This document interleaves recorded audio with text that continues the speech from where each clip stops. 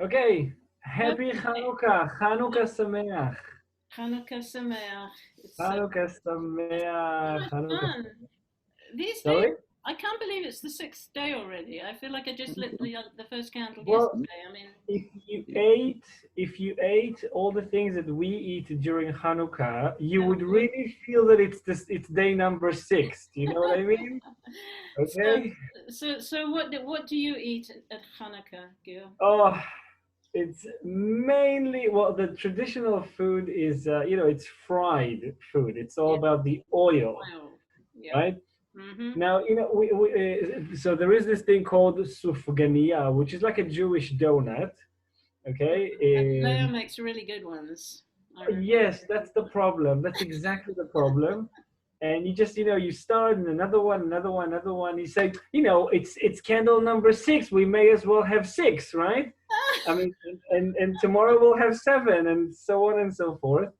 And yeah, yeah. But there are all kinds of attempts to create healthier versions of this food, but it doesn't really work. They never taste so good, do they? Yeah, yeah, exactly. It's like a plastic Christmas tree. Do you know what I mean? Yes. Terrible. Ah. Oh wow. So you now you have I know you do the sort of the Hanukkah lighting the candles with the children sort of there in the kitchen on the table, right? Yeah. But you also have a special Hanukkah that you have outside. Yeah, well, the main thing about Hanukkah is to light the Chanukiah, which is not really a menorah. Usually, people just call it a menorah in English, but it's not a menorah. It's a Chanukiah. Chanukiah has 9 branches. It has 4 on either side and 1 in the middle. So the purpose is for us to light the Chanukiah in a place where people can see it, and it's about publicity for the miracle. And when people see it, when people see the lights, the candles, then they remember the miracle that God had performed many years ago and still is performing nowadays. And So there is this. So in big cities and in big areas, you quite often you would have a big Chanukiah, like really big one, like maybe 3 meters high or something like that. I mean, there are some Chanukiot that you actually need a little crane to light them. like where I Yeah. used to live at Zion Square, I could see it from my roof, For example, yeah, and yeah. For they take example, them up on the crane. yeah. They take this little. The rabbi goes up, and then there's this little boy that goes up in the thing with him, and he's all excited because he's going to get to sing when he gets to the top, right? Exactly. Okay, so that's basically what it is. It's a publicity for the miracle, so the people can see it and remember. That's what it's about. And of course, the candles they represent different things, but we can talk about that later tonight. Right. Should So we light the should we light the candles? I think we should. Yeah. I think we should. So now I Oh, know that, Gil, I know that there's a blessing that you say when you light the candles, and I'd love you to sing it. But can you also tell us what the blessing, or at least some of what the blessing yes. says? That would So be the blessing is a very simple one. I'll do it in Hebrew. It's blessed you are, O God, our Lord, the King of the universe, who instructed us to and commanded us to light the candles of Hanukkah, and that's the first one. The second blessing is blessed you are, O God, our Lord, the King of the universe, who performed miracles to our forefathers on those days in this time. mm, Okay, on those days in this time. Okay, that, this blessing actually makes the connection between the past and the present, and how it's all linked. And can, you can't understand the present unless you really look closely at the past. no, can maybe we can talk about that after we've lit the candles, because I mean Maybe we could. that messes my head up a little bit to say in those days in this time Right. doesn't, yeah, Let's awesome. light it, and then we can continue. Okay, so we like you've got the Shemesh Well, candle. whoever wants to light his or hers while we're lighting here, that's fine. I'm just going to say the blessing. At the end of each blessing, we just say Amen. There is a nice melody to that. It's Amen. It's the Anglican version. Okay, it's Amen. Okay, Okay. here we go. Yep. ברוך אתה השם אלוקינו מלך העולם אשר קידשנו במצוותיו וציוונו להדליק נר של חנוכה. Amen. אמן. ברוך אתה השם אלוקינו מלך העולם שעשה ניסים לאבותינו בימים ההם בזמן הזה. אמן. Amen. Oh, we can't hear everybody because they're muted. Too bad, but then, Gil, I, I know, like I sort of always do them in an order, but I never quite know. Are you supposed to blow the Shemesh candle out afterwards, or do you let that one burn down with the others? No, you let it burn down with the others. Good. Okay. Cool. Okay. And the thing about the candles of Hanukkah, just a technical detail, is that we are not allowed to we are only allowed to look at them. Okay, but we aren't allowed to do anything else with it. For example, talk about days when there was no electricity. They couldn't have used it for lighting. Okay, I mean they had to have separate candles or separate torches for lighting for lights. I don't know if anybody smokes in the audience, then you can't take a cigarette and just light it from the candles. For example, no usage must be done with the candles. Just enjoying the light that they give. That's it. Okay. Awesome. Right. It's Okay. So it's really something set apart and special. Very much, very distinct, and we usually, well, the tradition in our home is to look at the candles each night, and we really associate the candles and the light they give in the days of Hanukkah with with educating the next generation, with the education we give. And we'll talk, and in a minute we'll say why. But our tradition at home is to take a little bit of time and just stare at the candles and pray for the safety and health and protection of your children, yours or others or the next generation, basically. Wow. Awesome. Okay, let's talk a little bit about history, okay? Because we can't understand the present unless we know a little bit about the past. Okay, just a little bit about history, a little bit about the story of this holiday, okay? When it started, when it happened, what happened really, what were the challenges, and how big was the miracle that God performed. And on those days, in this time, okay? Mm-hmm. Is that right? Yes, it's good. Okay, so we are talking about more than 2,000 years ago. Okay, we're talking about the year, if you really want to be accurate, it's minus 138. Okay, that's more or less the time when the Greek Empire ruled in the land of Judah. It wasn't called the land of Israel like it is today, but it was the land of Judah.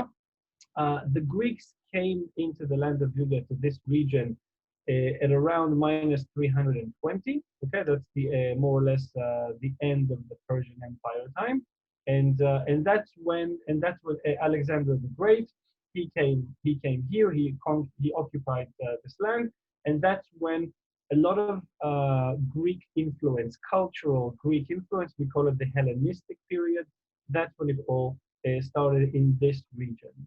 Now, Hanukkah is very distinct from the other holidays we have throughout the year, from, well, some of them in any case.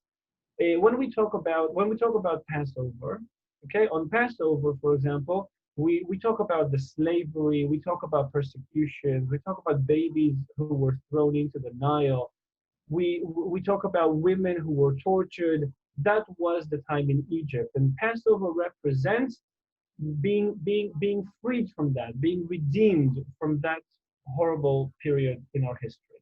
That's Passover.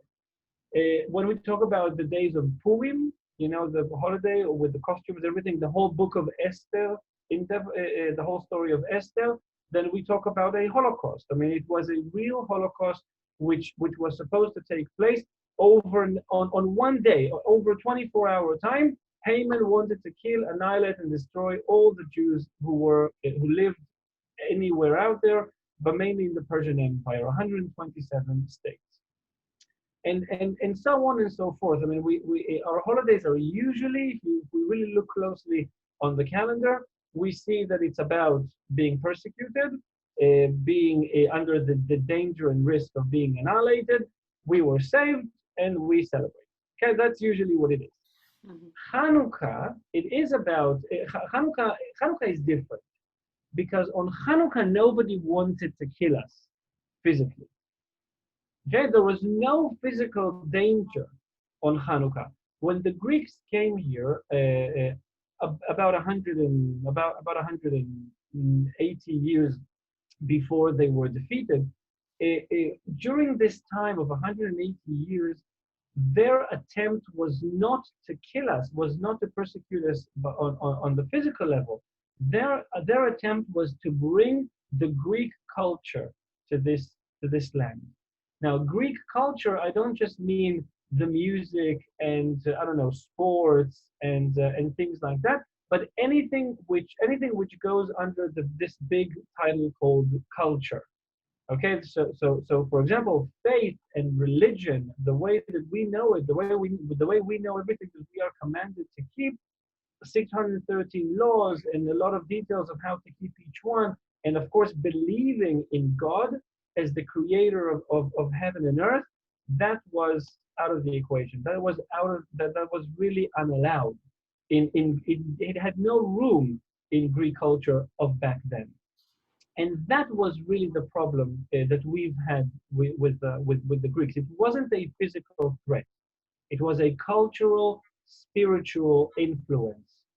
And some would say, we're not here to give the final answer about it, but some would say that this is even more dangerous than physical threat. When you're under a physical threat, it's all very clear. It's clear who the enemy is. Okay, it's clear that when your life is in danger and you have to do whatever it takes in order to save, in order to stay alive, because it says so in Torah. God says, you shall choose life. It says so in Deuteronomy that you have to choose life. When you have two options, two directions to go, choose life. Okay, because King David said, in Sheol, who will praise you?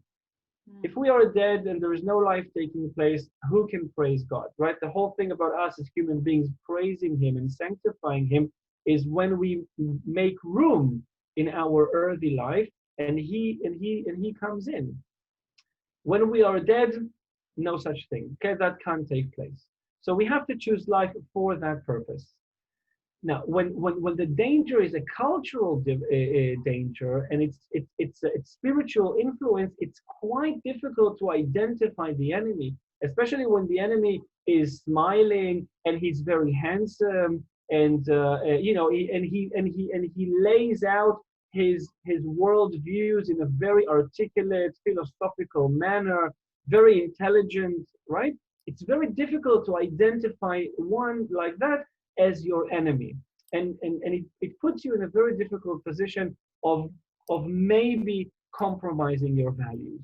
Now, how did it really happen? This cultural influence that I'm talking about, it happened mainly, and not just because I'm a language teacher, but mainly through the language.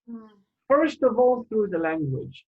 People back then, Greek was like, don't get me wrong and don't be offended, but it was like English of today.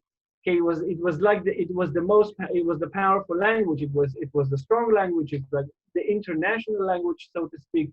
And people in the land of Judah, and I'm talking about people even from leadership, from the priesthood, the kings we used to have back then, they all had Greek names. Okay, they had even the Maccabees, the Maccabees, the symbol of the victory against the evil Greeks, whatever. Even they had Greek names. So I don't know, for example, the most famous, most popular, Maccabean that we know of, his name was Judah, right? Yehuda HaMaccabee, Judah the Maccabean. Mm. But his name was also Aristobulus. Okay, we tend to forget. We don't teach that in kindergarten. We don't teach our children that, right? For a very obvious reason. But he was named Judah Aristobulus from the house of Hashmonite.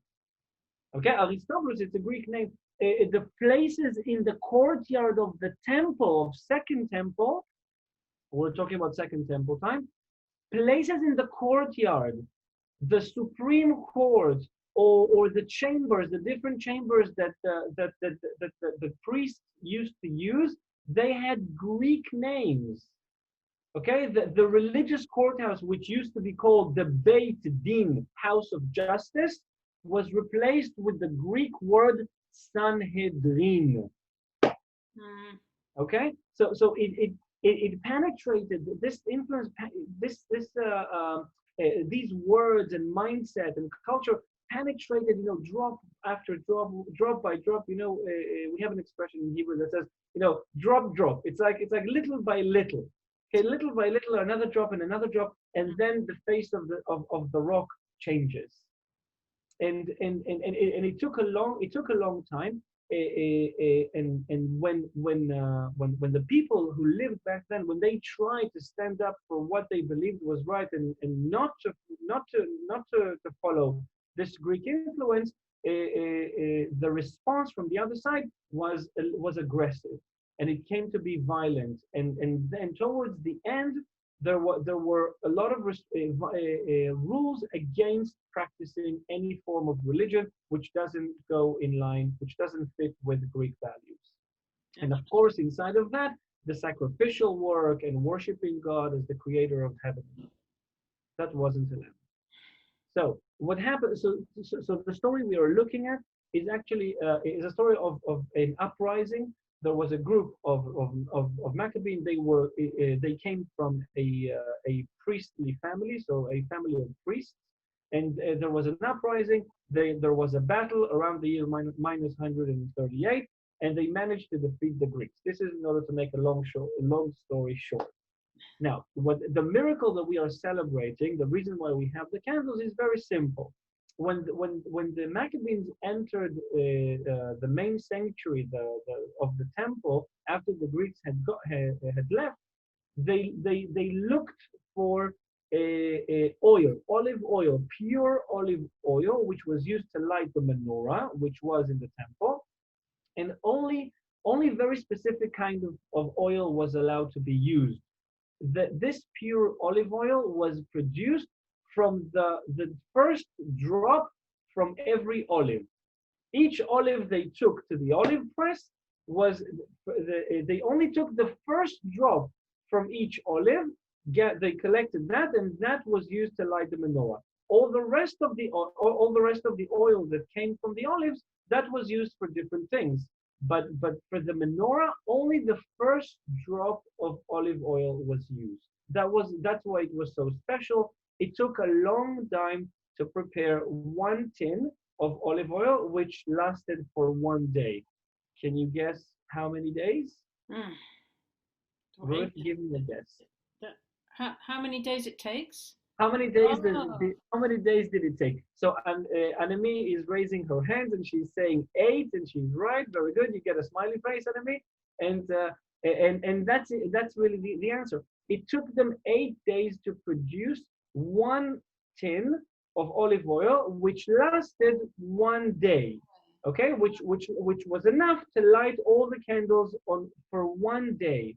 Now, when the Maccabees, when they came to the temple, they couldn't find any pure olive oil but 1 tin. There was 1 tin left, and the miracle that took place is that 1 tin, which was supposed to last 1 day, lasted 8 days until they had enough time to prepare new pure olive oil.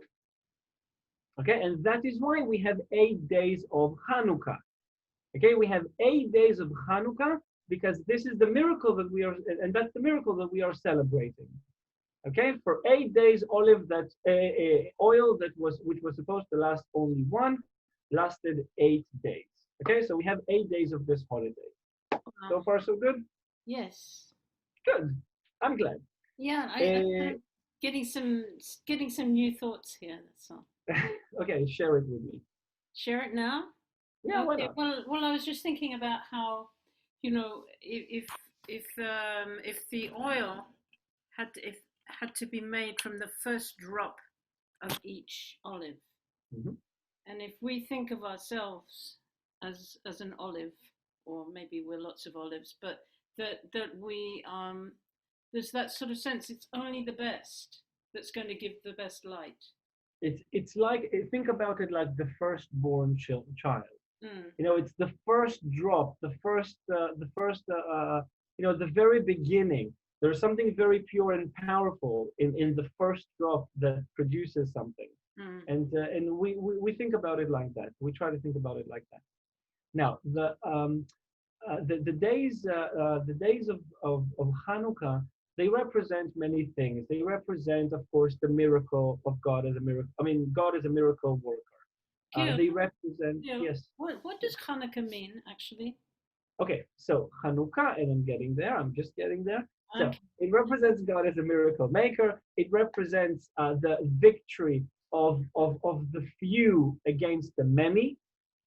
Okay, the victory over the weaker ones against the stronger ones. Because when it's the hand of God which is really working the whole thing, then of course even the weakest army would defeat the strongest army. And that's another thing that it represents. And Hanukkah is also the word for like an initiation ceremony. Okay, because when the Maccabees when they came back to the temple after the Greeks had left, then they had to purify everything all over again. You have to understand that when they went inside of the holy sanctuary, let alone holy of holies, they found idol worshiping inside. They found statues and different elements of idol worshiping that the Greeks used to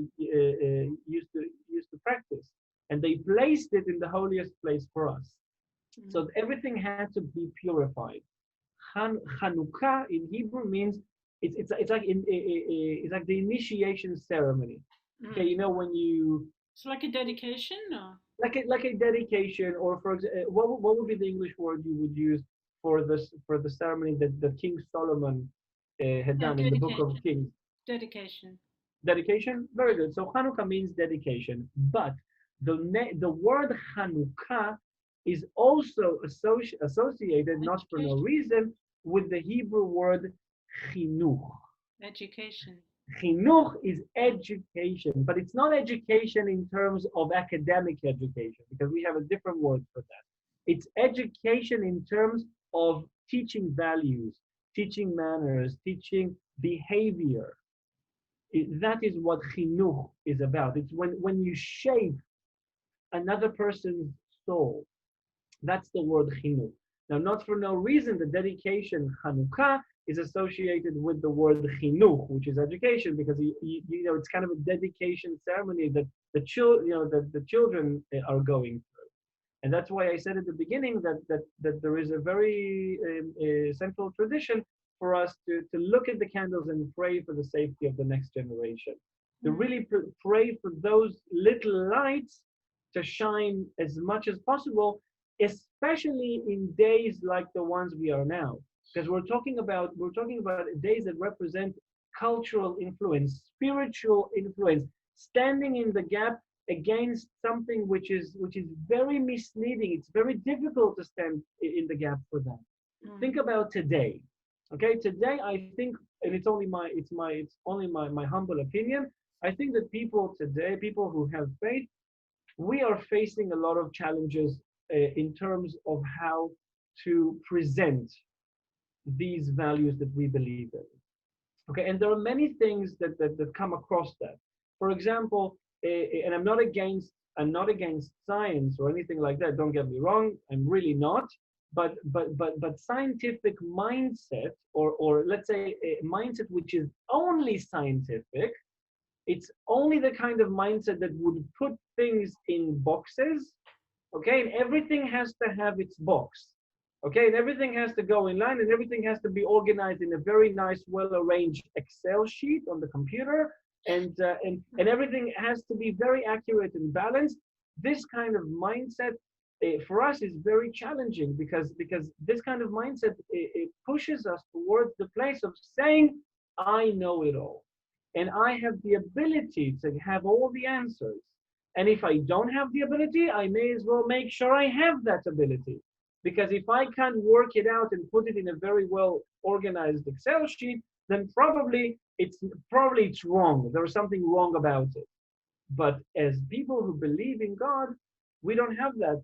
We don't have that so-called privilege. I mean, we have to leave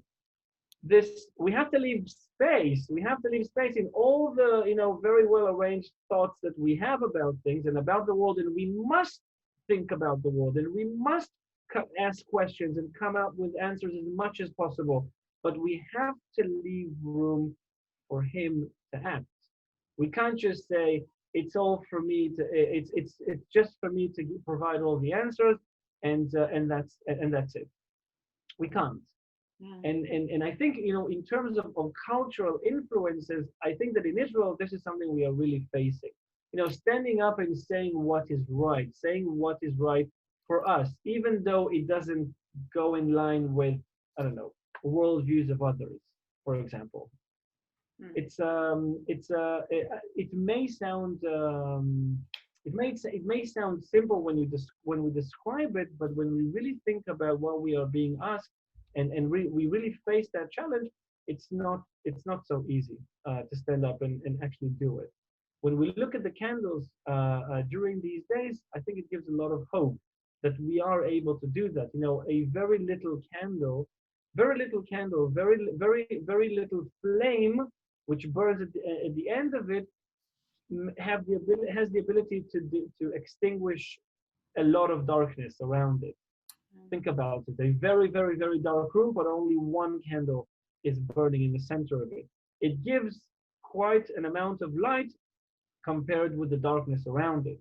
And compared, how big the candle is, how big the room is, it has that ability. So a little bit of light may extinguish a lot of darkness. So that's the kind of message I think we need to think about tonight. It's beautiful. Do we have anything in the chat here? Yeah, we've just been doing a few things, but if anyone has a question that they want to ask Gil, it's a good time. I think you might have a little bit of time, and just open your microphone, and if you have something that you wanted to ask, that would be. Otherwise, I'm going to keep talking and talking and talking. The other thing is, just while we're just on a sort of little breather at the moment, when if you're with us for the first time and you have not been in touch with us, I'm just going to write. Well, I already did it, but I'll do it again. I'm going to write the email in which you can get in touch with Gil and I, and then you can let us know if you'd like to be sort of contacted if we're doing stuff like by email, and that would be fine. So it is zionnow1@gmail.com. Zion now, so you've got two N's in the middle there, 1@gmail.com. So there it is. So just let us know. I've got a question. Go ahead, Nicola. So do you have new candles every day? Yes, we add another candle. We start with two. The one in the middle, which we use that one to light all the others. Okay, and then on the first day we have one candle apart from this candle in the middle. On the second day we add another one, third, fourth, etc. So tonight it's the sixth night, but we have 7 candles, including the one in the middle, which I use to light all the rest. Tomorrow we'll light 8 and then 9. 7. So Thursday night will be the last night. Yes. Just in time for Shabbat. That worked out. Just one comment from a point of view of Christian people. There's an interesting connection in the New Testament with Hanukkah, because in John chapter 10, it says that Jesus went to the temple and that it was winter and it was the time of the dedication. So it's interesting that it's recorded for us that Jesus celebrated Hanukkah, because that's what it was. And it's fascinating that even back, it must have been going on for a long time way back. It must have been quite soon that this celebration took root and that they were celebrating this before it had been then. Yeah, that's awesome, isn't it? It's nice we can make a connection to that. It's wonderful. Anybody else? It's so good to see you all. Wow. Yeah, very much. It really is. Very much. We are so enjoying connecting with you and just sharing our journey together, which is just seems to, I don't know, it just gets, I don't know what's the word, better is not the right word. It's the ability to really share seems to come greater and greater. It's a little bit like the candle, we start with a little candle, and one little candle that just is burning. I just want to make a comment. I've attended Hanukkah celebrations here in Chiang Mai, Thailand in past years, and was impressed at the part that children play in them. They would have a little Hanukkah for each one of the children to light, and the story was explained to them. Right. That's really good. That's a lot of Chanukah. Right. Yeah.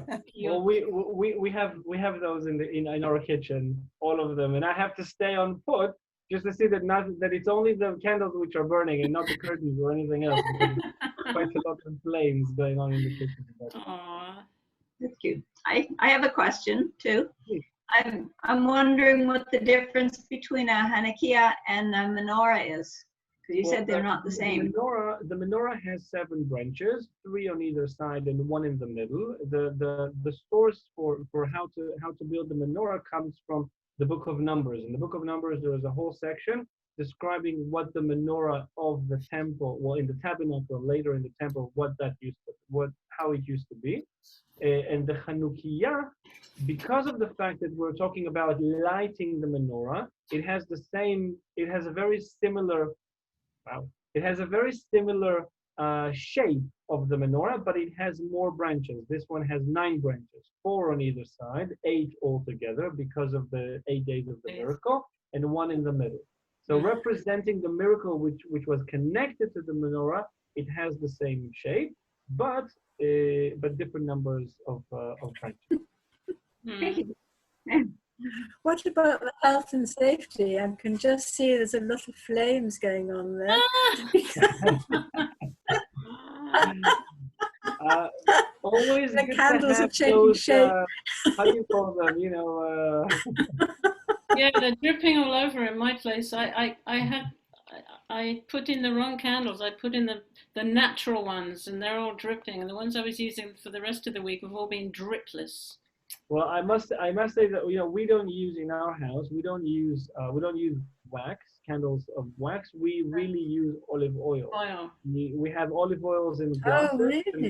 and on each branch of the menorah there is of the Chanukiah there is a little glass with the wick, and we just fill it every evening with new olive oil.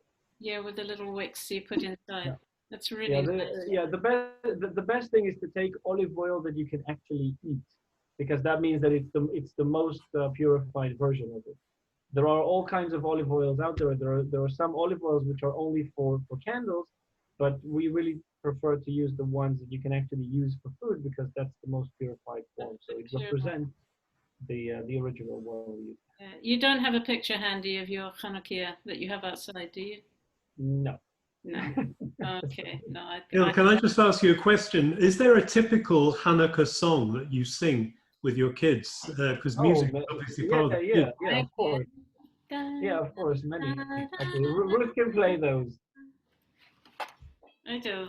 Well, there's this one that they sing when they light It's probably is it the most well-known one in terms of when you light the menorah? You mean the mouse?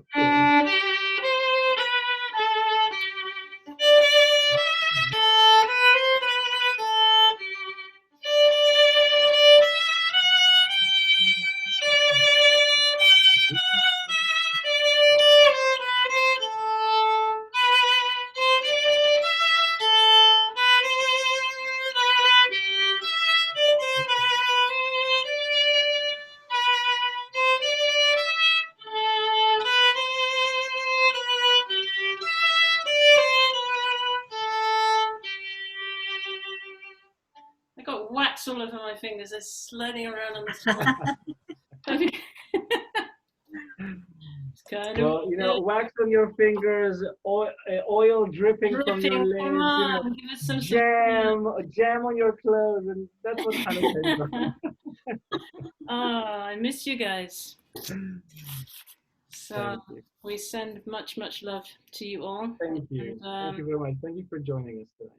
Yeah, it's really, really great. So as I said, I'll leave the chat open for a minute, and if you scroll back a little bit, you'll see that I put the zionnow1@gmail.com. Just let us know if you want us to keep you sort of updated. If you're already on our list, please don't let us know. We don't need extra emails. That would be awesome. Okay, so Thank you guys, and may we spread the light. amen. Spread the light. Let's choose to be candles. Choose to what? Be candles. Let's choose to be Yes. candles. Show our light. Waxy and oily. And leave deposits all over the place, changing people's lives. We're supposed to have lots of oil so that we're ready. Yeah. That our lamps Thank you guys. Hanukkah Sameach. Happy Hanukkah. Amen. are. Thank you, thank you. Thank you. Bless you. Bye-bye. Thank you. Bye. Bye. Bye, everyone. Hello. Bye. Bye. Bye. Hanukkah Sameach. Chag Sameach. Ag Sameach. Thank you. See you.